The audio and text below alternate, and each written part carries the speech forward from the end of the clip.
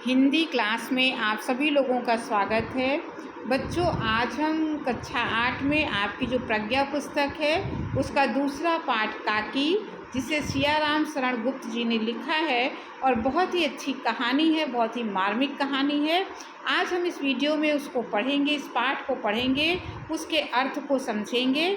तो अब बच्चों, आप वीडियो को आखिरी तक ज़रूर देखिएगा ताकि आपको इस पाठ का अर्थ अच्छे से समझ में आ जाए।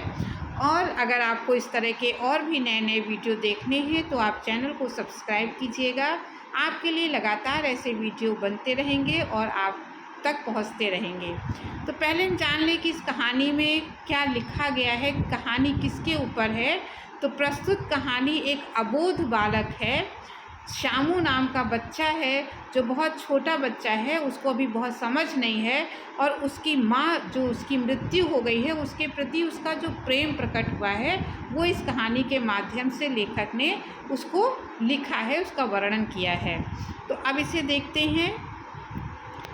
उस दिन बड़े सवेरे श्यामू की नींद खुली तो उसने देखा कि घर भर में कोहराम मचा हुआ है। तो एक दिन की बात है, जब सुबह सुबह श्यामू उठा और उसकी जब नींद खुली, वो जागा, उसने देखा कि घर में कोहराम माने घर में बहुत ही शोर शराबा मचा हुआ है। उसकी माँ नीचे से ऊपर तक एक कपड़ा ओढ़े हुए कंबल पर भूमि शयन कर रही है। भूमि शयन का अर्थ होता है ज़मीन पे लेटना। उस बच्चे ने क्या देखा, श्यामू ने क्या देखा कि उसकी माँ बिस्तर पर नहीं है, नीचे ज़मीन पर लेटी है और नीचे से ऊपर तक एक सफ़ेद कपड़ा ओढ़े हुए है और ओढ़े हुए कंबल पर और एक कपड़ा जो ओढ़े है और कंबल के ऊपर वो भूमि पर लेटी हुई है। और घर में सब लोग उसे घेर कर बड़े करुण स्वर में विलाप कर रहे हैं। विलाप करना माने रोना। और घर के जितने सदस्य हैं, घर के जितने भी लोग हैं, उसकी माँ को घेरे हुए हैं और वो बहुत ही करुण स्वर में सभी लोग रो रहे हैं। ये श्यामू ने एक दिन सुबह उठकर देखा। अब आगे देखते हैं। लोग जब उसकी माँ को शमशान ले जाने के लिए उठाने लगे। आगे इसमें बताया गया कि शमशान माने वो जगह होती है जहाँ पर मृत्यु होने के बाद शरीर को ले जाकर या तो जलाया जाता है या तो वहाँ पर ज़मीन के नीचे दबाया जाता है, उसको शमशान कहते हैं। तो यहाँ पर लोग, जब घर के लोग उसकी माँ को शमशान ले जाने के लिए उठाने लगे, तब श्यामू ने बड़ा उपद्रव मचाया।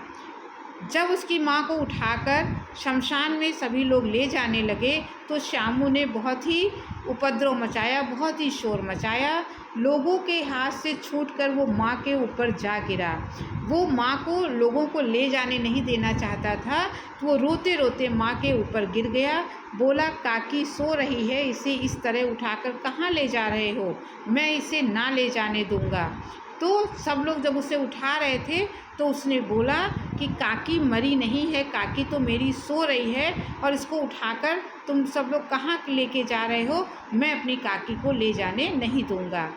लोगों ने बड़ी कठिनाई से उसे हटाया। बहुत ही कठिनाई हुई लोगों को उसे उसकी माँ से दूर करने में। काकी के अग्नि संस्कार में भी वो ना जा सका। माने काकी के शव को जहाँ पर जलाया गया शमशान में, वहाँ पर श्यामू नहीं गया। एक दासी राम राम करके उसे घर पर ही संभाले रही। एक जो दासी थी, उस घर की जो नौकरानी थी, दासी माने नौकरानी, वो श्यामू को अपने साथ घर पर ही वो रखे रही। यद्यपि बुद्धिमान गुरुजनों ने उसे विश्वास दिलाया कि उसकी काकी उसके मामा के यहाँ गई है। जैसे छोटा बच्चा होता है तो लोग उसको समझा देते हैं, उसके घर में कोई मृत्यु हो जाती कि वो कहीं पे गए हुए हैं। तो उसने कहा कि जो बुद्धिमान, जो बड़े लोग थे, जो गुरुजन थे, उसके गुरु थे, उन्होंने उसको बड़ा विश्वास दिलाने की कोशिश की कि उसकी काकी अपने मामा के यहाँ, उसके मामा के यहाँ चली गई है। परंतु ये बात उससे छिपी ना रह सकी कि काकी और कहीं नहीं, ऊपर राम के यहाँ गई है। लेकिन श्यामू ये समझ गया, जल्दी ही ये बात जान गया, ये बात उससे ये छिपी नहीं रही कि काकी कहीं और मामा के यहाँ नहीं गई है, बल्कि ऊपर राम के यहाँ चली गई है। काकी के लिए कई दिन लगातार रोते रोते उसका रुदन तो धीरे धीरे शांत हो गया। रुदन माने रोना, आंसू। तो काकी के लिए वो कई दिनों तक श्यामू बेचारा रोता रहा और रोते रोते उसके धीरे धीरे उसके जो आँखों में आंसू थे वो तो सूख गए, शांत हो गया। रोना उसने बंद कर दिया, परंतु शोक शांत ना हो सका। लेकिन उसके अंदर जो दुख था, वो दुख उसका शांत नहीं हो पाया। वो प्रायः अकेला बैठा बैठा शून्य मन से आकाश की ओर ताका करता, क्योंकि वो समझ गया था कि राम ऊपर आकाश में रहते हैं, काकी उसकी राम के यहाँ चली गई है। तो वो चुपचाप अकेले बैठा बैठा दुखी मन से वो आसमान की तरफ अक्सर वो देखा करता था। एक दिन उसने, अब आगे उसने क्या किया, एक दिन उसने ऊपर पतंग उड़ती देखी। ना जाने क्या सोचकर उसका हृदय एकदम खिल उठा। एक दिन देखा कि आकाश में बहुत ऊंचे पतंग उड़ रही है। उसके मन में एक ऐसा ख्याल आया, ऐसा उसका विचार आया कि उसका जो हृदय है, उसका जो मन है, उसका दिल एकदम वो प्रसन्न हो गया। उस उड़ती हुई पतंग को देखकर श्यामू बहुत ही प्रसन्न हो गया। पिता के पास जाकर बोला, काका मुझे एक पतंग मंगा दो, अभी मंगा दो। अब उसने जिद करी, अपने पिताजी से कहा, पिताजी मुझे एक पतंग ला दो और मुझे अभी वो पतंग चाहिए। पत्नी की मृत्यु के बाद से विश्वेश्वर बहुत अनमने से रहते थे। उनके पिता का नाम था विश्वेश्वर। तो उनकी पत्नी की जब से मृत्यु हो गई, तब से वो बहुत ही अनमने, बहुत ही दुखी रहते थे, चिंतित रहते थे। अच्छा मंगा दूंगा कहकर वे उदास भाव से कहीं और चले गए। उसने उस समय श्यामू को उन्होंने टाल दिया, कहा ठीक है मैं तुम्हें पतंग मंगा दूंगा, और ये कहकर वो उदासी में ही कहीं दूसरी जगह चले गए। लेकिन श्यामू को तो बिल्कुल भी चैन नहीं मिल रहा था पतंग के बिना, क्योंकि उसके अंदर एक विचार ऐसा आ गया था। तो श्यामू पतंग के लिए बहुत उत्कंठित था। उत्कंठित मैंने बहुत ही लालायित था।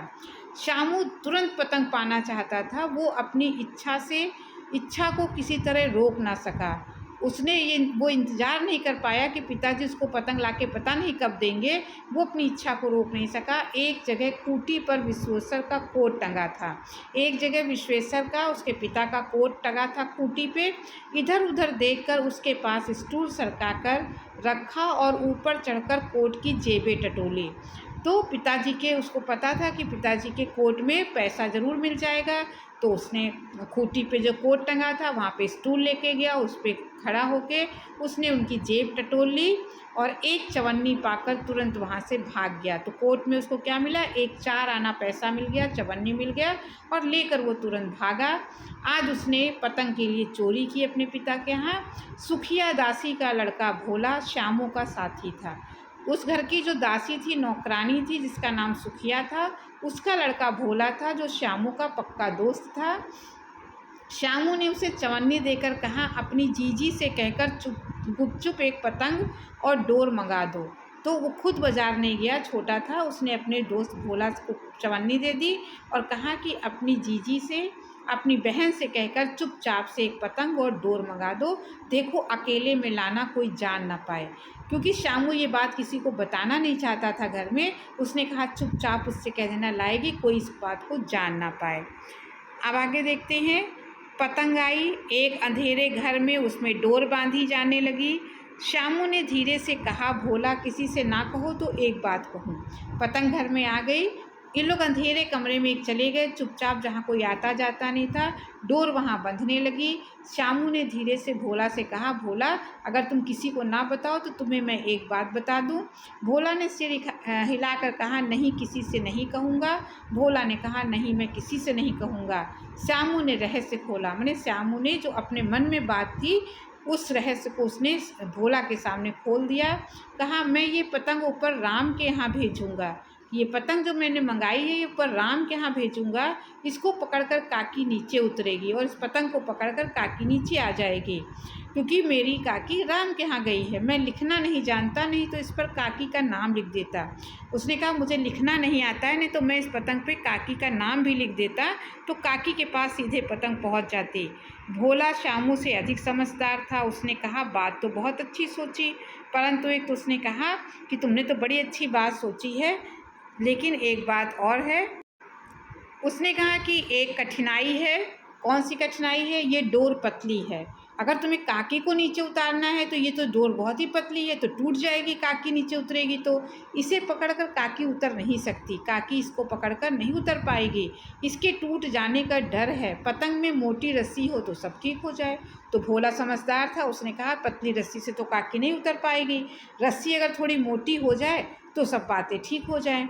श्यामू गंभीर हो गया। ये सुनकर श्यामू चिंता में पड़ गया, सोचने लगा मतलब ये बात लाख रुपए की सुझाई गई, मतलब ये बहुत ही सही बात है कि काकी कैसे इतनी पतली डोरी से उतर पाएगी, परंतु कठिनाई ये थी कि मोटी रस्सी कैसे मंगाई जाए। अब पैसे तो सारे ख़त्म हो गए थे पतंग और डोर मंगाने में, और पैसे बचे नहीं थे, तो मोटी रस्सी आए तो कैसे आए। पास में दाम है नहीं, और घर के जो आदमी उसकी काकी को बिना दया मया के जलाए हैं वे उसे इस काम के लिए कुछ देंगे नहीं। उसने सोचा कि घर के आदमी तो निर्दयी हैं, उन्होंने तो उनकी काकी को ले जाके बिना किसी दया के उसको जला दिया है, तो वो इस काम के लिए उनको कुछ पैसे नहीं देंगे। तो उस दिन शामू को चिंता के मारे बड़ी रात तक नींद नहीं आई। शामू बहुत चिंतित हो गया कि अब पैसे ख़त्म हो गए, मोटी रस्सी भी लानी है, तो किस तरह लाई जाए। तो ये सोचते सोचते उसको रात में बहुत देर तक नींद नहीं आई। पहले दिन की ही तरकीब से दूसरे दिन फिर उसने पिता की कोट से 1 रुपया निकाला। तो जैसे पहले 4 आने निकाले थे, उसने उसी तरकीब से स्टूल लगाकर पिता की कोट से अब की क्या निकाल लिया, 1 रुपया निकाल लिया।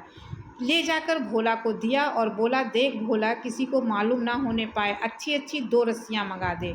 अब भोला को फिर उसने दिया, कहा भोला किसी को पता ना चले, मोटी मोटी 2 रस्सी मंगा लो, 1 रस्सी छोटी पड़ेगी, जवाहिर भैया से एक कागज़ पर काकी लिखवा लूँगा। उसने कहा 2 रस्सी लाना, क्योंकि 1 रस्सी तो छोटी पड़ जाएगी, और मैं जवाहर भैया से कागज़ पर काकी लिखवा दूँगा। नाम लिखा रहेगा तो पतंग ठीक उन्हीं के पास पहुंच जाएगी, अगर नाम लिखा होगा तो पतंग सीधे काकी के पास पहुंचेगी। 2 घंटे बाद प्रफुल्ल मन से श्यामू और भोला अंधेरी कोठरी में बैठे हुए पतंग में रस्सी बांध रहे थे। तो 2 घंटे के बाद जब मोटी रस्सियां दोनों आ गई तो प्रफुल्ल मन मने खुशी खुशी श्यामू और भोला उसी अंधेरी कोठरी में बैठे हुए पतंग में रस्सी बांध रहे थे। अकस्मात उग्र रूप धारण किए हुए विश्वेश्वर शुभ कार्य में विघ्न की तरह वहां जा घुसे। उसी समय उनके पिताजी विश्वेश्वर आ गए और बहुत ही उग्र रूप में, बहुत ही क्रोध से भरे हुए थे, बहुत ही गुस्से से भरे हुए थे, और जैसे ये कोई शुभ काम ये दोनों बच्चे कर रहे थे उसमें बाधा पहुंचाने के लिए मानो वो वहां पर पहुंच गए हों। भोला और श्यामू को धमका कर बोले, तुमने हमारे कोट से रुपया निकाला है। पिताजी को ये बात पता चल गई कि कोट से इन लोगों ने पैसे निकाले हैं, तो उन्होंने धमकाते हुए श्यामू से कहा, तुमने हमारे कोट से रुपया निकाला है। भोला एक ही डांट में मुखबिर हो गया। मुखबिर माने उसने भेदिया बन गया। भोला को जैसे ही डांट पड़ी, वो डांट के मारे उसने सारी बात जो है बोला, श्यामू भैया ने रस्सी और पतंग मंगाने के लिए निकाला था। उसने तुरंत सच सच बात उनको बता दी कि श्यामू भैया ने रस्सी और पतंग मंगाने के लिए पैसे आपके कोट से निकाले थे। विश्वेश्वर ने श्यामू को 2 तमाचे जड़कर कहा। अब विश्वेश्वर तो गुस्से से भरे हुए थे उसके पिताजी, और श्यामू को जब पता चला इसने चोरी की है, उसको 2 तमाचे मारे और कहा, चोरी सीख कर जेल जाएगा? ये कौन सी तुम अच्छी बात सीख रहे हो? चोरी सीख रहे हो क्या? तुमको जेल जाना है? अच्छा, तुझे आज अच्छी तरह बताता हूँ। तो उसने कहा, आज मैं तुम्हें अच्छी तरह तुम्हारी पिटाई करता हूँ, अच्छी तरह बताता हूँ। कहकर कई तमाचे जड़े और कान मलने के बाद पतंग फाड़ डाली। कहकर बहुत कई तमाचे उन्होंने श्यामू को मार दिए और कान ऐंठा, और कान ऐंठने के बाद वो जो पतंग थी उसको भी फाड़ दिया। अब रस्सियों की ओर देखकर पूछा, ये किसने मंगाई? फिर रस्सी की ओर नज़र गई, बोले, ये रस्सियाँ किसने मंगाई? भोला ने कहा, इन्होंने मंगाई थी। भोला ने कहा, श्यामू भैया ने मंगाई थी। कहते थे इससे पतंग तानकर काकी को राम के यहाँ से नीचे उतारेंगे। भोला ने ये सच्चाई भी बता दी कि श्यामू भैया कह रहे थे कि इस पतंग को राम के यहाँ तक भेजेंगे और वहाँ से काकी को नीचे उतारेंगे। अब आगे विश्वेश्वर हतबुद्धि होकर वहीं खड़े रह गए। अब विश्वेश्वर तो बिल्कुल एकदम चकित होकर वहीं पर खड़े रह गए कि इतना छोटा बच्चा है और अपनी माँ से इतना प्रेम करता है, और माँ के लिए उसने चोरी भी की है और माँ के लिए किया है, और मैंने उसको मारा भी है और उसकी पतंग भी फाड़ी है। तो वो बहुत ही दुखी भी हो गए, बहुत ही आश्चर्यचकित हो गए उसकी बुद्धि पर। उन्होंने फटी हुई पतंग उठाकर देखी। उन्होंने फिर फटी पतंग उठाई और उठाकर देखा, उस पर चिपके हुए कागज़ पर लिखा था काकी, और उस पतंग पर जो जवाहर भैया से उसने काकी लिखाया था वो उस पर चिपका हुआ था। तो आज उनके पिताजी को बहुत ही अफ़सोस हुआ और अपने बेटे पर बहुत ही उन्हें प्रेम आया। तो बच्चों, ये बहुत ही मार्मिक कहानी है। एक छोटा बच्चा किस तरह अपनी माँ को पाने के लिए किस तरह से उपाय सोचता है और सारा उसका उपाय बिगड़ जाता है। तो बच्चों, अगर आपको वीडियो अच्छा लगा हो तो आप इस चैनल को सब्सक्राइब ज़रूर कीजिएगा, लाइक कीजिएगा, अधिक से अधिक शेयर कीजिएगा। अब अगले वीडियो में फिर किसी टॉपिक के साथ मिलेंगे, तब तक के लिए धन्यवाद।